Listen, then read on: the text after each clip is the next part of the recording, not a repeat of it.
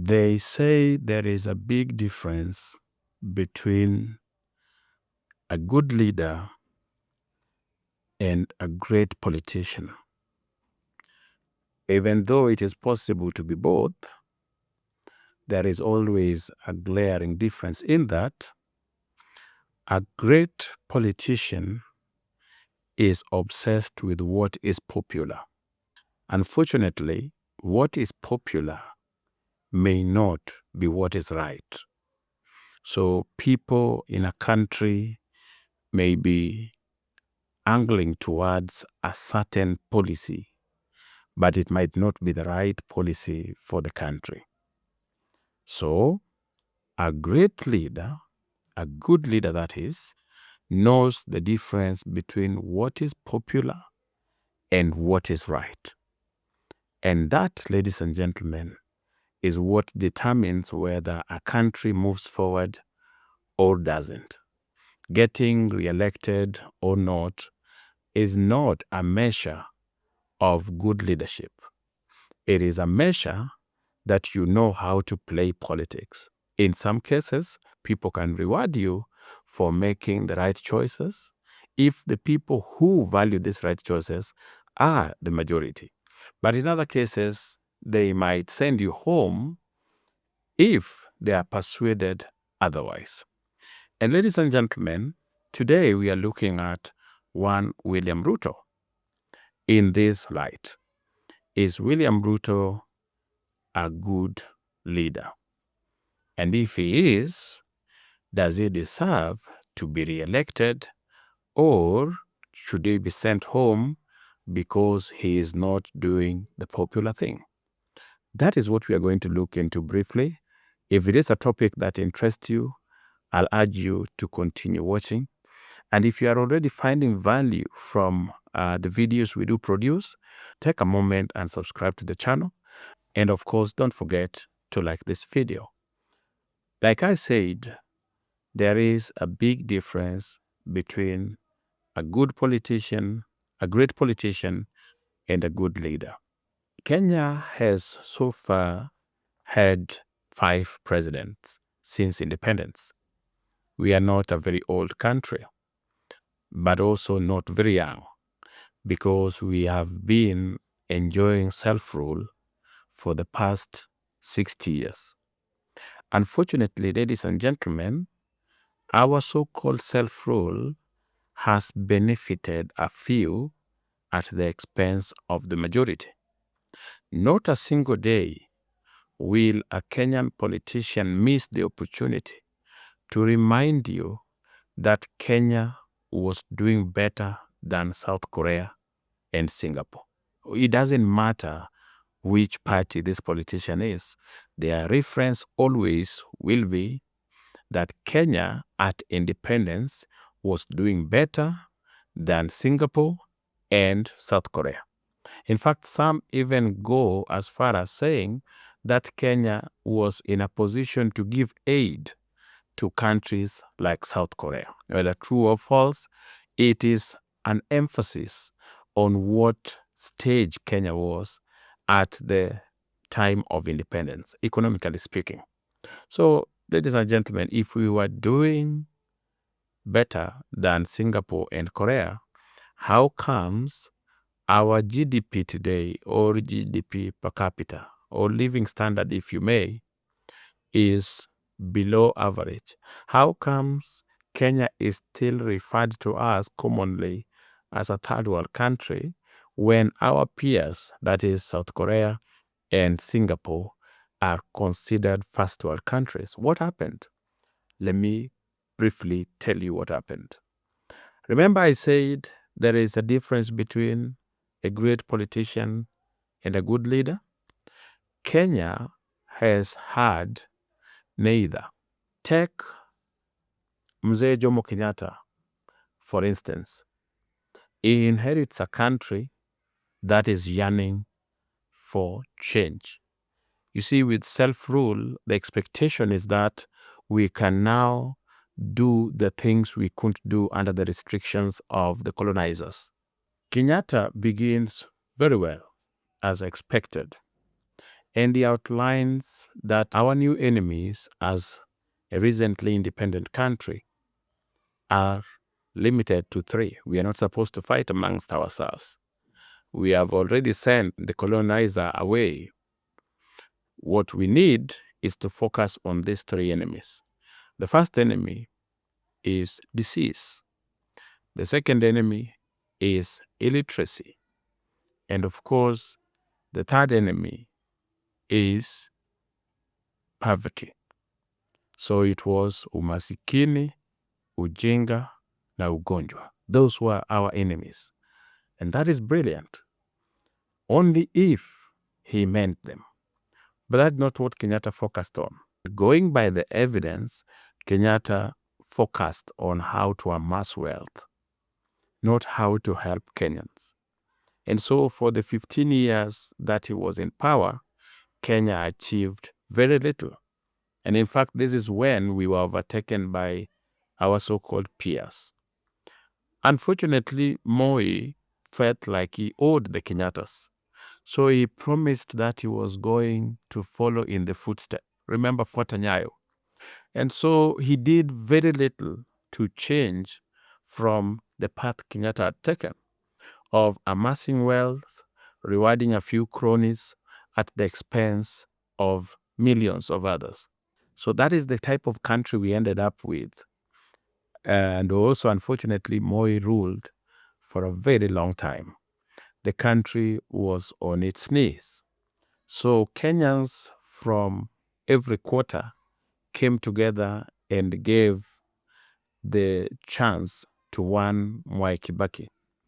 And that time, Kenya was ranked, ladies and gentlemen, as one of the most optimistic people in the world, not just in Africa. Optimistic people in the world. The belief was that Kibaki, having served under Kenyatta and Moi, was going to fix the problems that those people caused, because he understood what they had done wrong and he had disagreed with them and went into opposition. So the expectation was he knew where the problem was. He was going to come in and fix them. Kibaki tried to focus on fixing the economy, but then at the same time remembered that he was a Kikuyu first and didn't just become tribal. He took tribalism to levels that had not been seen even during Kenyatta's time.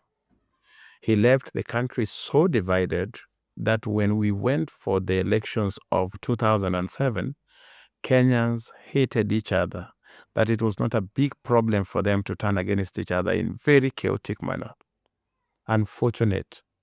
Kibaki had a chance. He had a goodwill to do something for the country. He didn't. Remember our three enemies: umasikini, ujinga, na ugonjwa. That is poverty, illiteracy, and diseases. What these three presidents did never even scratched the surface. We were still a very sick country. And of course, majority of Kenyans, over 50% of Kenyans, were still living below poverty line. So whereas education was improving every now and then, we had not reached the literacy level that Kenyatta had promised us. Ladies and gentlemen, as we were wasting time with all this, the likes of Singapore and Korea were making difficult decisions to change the lives of their people. Then came in Uhuru Kenyatta. The belief was that Uhuru Kenyatta, having seen the weaknesses of Kibaki, and of course having served in his government, now knew what to do. The expectation was that Uhuru Kenyatta was going to somehow continue growing the economy, economic revival, and also try to mend the fabric of the country. Because at that time, people had started hating each other at very alarming levels. Of course, when Uhuru Kenyatta came in, he looked like he was focused. He came in with promises of what he would do. Uhuru Kenyatta decided to come up with something called the Big Four agenda. Uhuru Kenyatta had promised to do a lot. Unfortunately, politics took over. He was distracted. He focused on how he can ensure his deputy does not take over from him, as opposed to implementing the Big Four. So that is also another lost opportunity, ladies and gentlemen. That's why I was telling you, we have not had either a great leader, nor have we had a great politician. What we've had before are people who struggle as presidents. They come in and then they focus on how do I improve my self-worth in terms of amassing wealth and rewarding cronies, until William Ruto came. And a friend once asked me, why do you think William Ruto is criticized in this manner? And my answer is twofold. Of course, people now have access to information and misinformation equally. There is a lot of access to information than there was during Kenyatta, during Moi, during Kibaki, and even during Uhuru Kenyatta. The penetration of internet in the country is still growing, and people are getting gadgets so they can get any information, whether it is right or wrong. And so long as people can get information, there are people who are going to take advantage of that and misinform them. And that is something we had seen before. People were misinformed about the finance bill. In fact, some of them were told that the finance bill intended to tax people's chicken, cows, goats, etc. And this is something that the people in the rural were not going to take kindly. So it was misinformation. There was nothing like that in the finance bill, but that is what was projected, and people ended up being so much against it. And that's why I was saying William Ruto is opposed. For one, people have access to information, whether it is right information or wrong information. So it is easy to oppose the president and criticize him based on the information you get. Two, is because William Ruto is different from the presidents we've had before. And this is what I mean by different. Remember, I said a good leader knows the difference between what is right and what is popular. What is popular with Kenya, and I think Africa in general, is that we love status quo. Something that benefits a few elite at the expense of the rest of the country. For instance, you have an education system that guarantees that if I have money, my kid will naturally get admission at the university. Because what will I do? I will make sure that this kid starts at very expensive academy where they have individualized attention from very professional teachers. That means this kid has a high chance of passing to go to a very good school. And because I have money, I won't have problem affording the fees, the exorbitant and exaggerated fees at some of the national schools. So I will pay for that. Guess what? National schools take 90% of their admission to the university. So my kid has a chance of going to the university. But then the kid of the poor, who are the majority, don't have a chance of going to the university because they will be in a school where the teacher-student ratio is below average. They don't even see a teacher for even 2 days. Some of them don't have amenities. There is nothing that will ever help them. And so this kid will find himself or herself either dropping at class 8, at the end of class 8, or if lucky, going to some funny school, a secondary school also, that has no amenities. Schools where taking one individual to the university is a call for celebration. And those are the majority of the public schools in Kenya, where if they were to take 2 people to the university. I saw sometime when a certain primary school was celebrating taking one person to Alliance, to a national school, and it was a celebration. All the roads were blocked, kids were jumping and running. So that is the kind of situation we have. You find your kid, because you're a poor person, in a school where if one individual was to make it to the university, people are extremely satisfied. And that is the system. That is what we've existed with since independence. A few people with resources can afford good education, while higher education becomes elusive to the rest. William Ruto comes in and says that is not going to happen anymore. So he begins by hiring teachers, the highest number of hired teachers in the history of this country. I'm talking of over 80,000 teachers hired. And it is not some guesswork. You saw teachers at State House the other day, and they were confirming these numbers. Over 80,000 teachers hired. That is a game changer. You are trying to fix the problem of teacher-student ratio in public schools. Okay? At least give these kids of the poor people a chance at being taught well. Then he goes ahead and says, we are going to build classrooms. In Nairobi, for instance, they are building 5,000 classrooms. Now, ladies and gentlemen, this is focusing on helping the poor person have a chance at education. Even at the university, he goes and comes up with a university funding model that pays for you based on your ability, not based on how you rigged yourself into the university. So if you come from a family that could afford 300,000 in an academy, there is no need of burdening others at the university to pay your school fee. You should just continue paying. The government will take care of a few things, but majority of the payment will come from your pocket. Because after all, you could pay at academies and you could pay at national school. What has changed? Those who could not pay, those who were struggling, the government will take over 95% and pay for them. Now, you see, that is just an example, ladies and gentlemen, but it is challenging the status quo. It is something that is attacking the status quo. And for that reason, it is expected that those who are benefiting from the status quo, who are the elite, and the elite have power over the poor, would convince and incite the poor to oppose William Ruto. And so those are the two reasons why he is being opposed.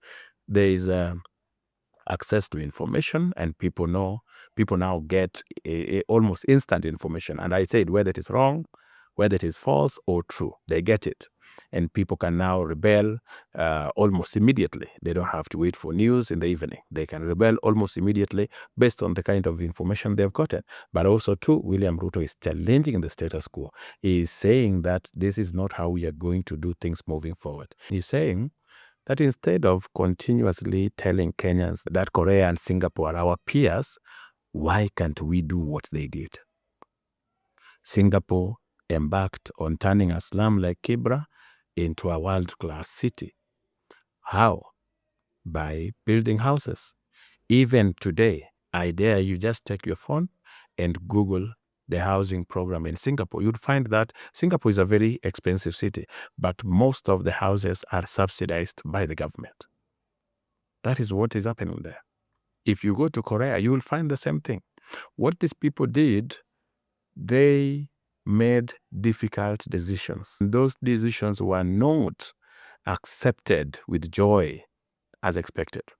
In Singapore, for instance, the guy was called a dictator because he abolished unions, political parties, and other things. In fact, he ruled that country for 30 years. But the people are getting value for money. He made tough decisions. They were not popular, but now people are enjoying. And that is the route William Ruto has taken. He has taken the route of doing the right thing over doing the popular thing. It is expected that people will rebel. So, does he deserve to be re-elected, or because he's not doing what is popular, he should be sent home? There are two camps here, ladies and gentlemen. There are those who are saying, because William Ruto is not doing what is popular, their only agenda. In fact, if you ask them, what will you do better? They are saying, no. Don't even ask that. What we want to do, our only goal is to send William Ruto home. Make sure he is one term.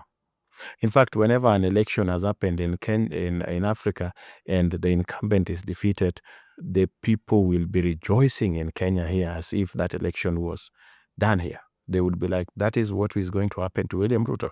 If you ask them, what is it that you are going to do different? They don't have it. They're like, what we need is to take Kenya back to where it was.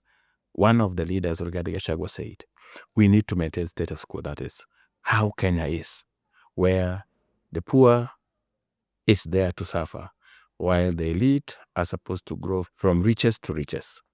Nothing should be changed. Changing that is unacceptable. It is not popular. Okay. Ensuring that we have a healthcare system that can take care of you the way it was taking care of civil servants, that is not acceptable. That is raiding people's payslip, and William Ruto must go home.